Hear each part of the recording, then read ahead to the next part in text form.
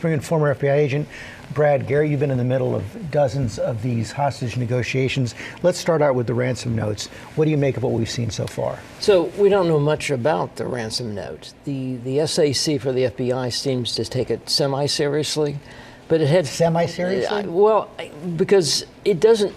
I don't think he knows that it's maybe real or not yet. We don't know what it says, as I just mentioned. But the key is going to be, is there information that the bad guys are willing to send back? The whole key here, George, is proof of life. Well, that's what I wanted to ask you about. What does proof of life look like in this day and age when AI can be so manipulated? Because you would have to send something that the AI professionals, the deep fake people, could pull it up and say, this is George.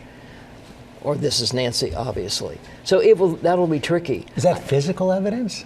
It could be physical evidence. It could be specific questions that you're able to ask. If it's a fake, if I ask questions about you, George, you're the only one that's going to know the answer, right? Colors, clothing, whatever it might be. So that would be one aspect, but it becomes tricky. My big concern is that either something's happened to her or they don't really have her, and this is all BS, basically.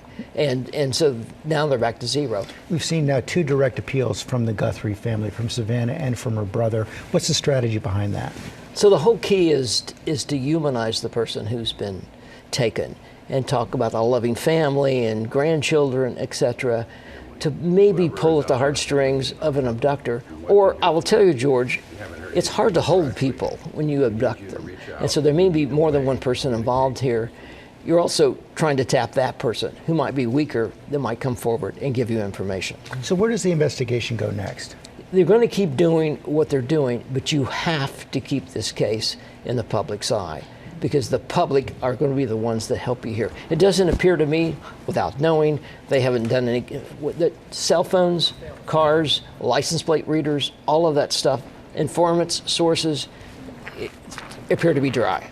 And so you've got to keep the ball. Well, that's the other thing I was going to ask. When they say there are no primary suspects, how real is that?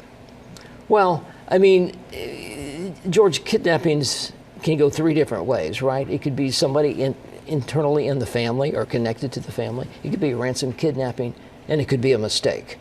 You broke in the wrong house. Drug dealers do it all the time. Now, an 80, 40-year-old probably is not involved in drugs. But the point being, it could be something like that. That's remote, but that is a possibility.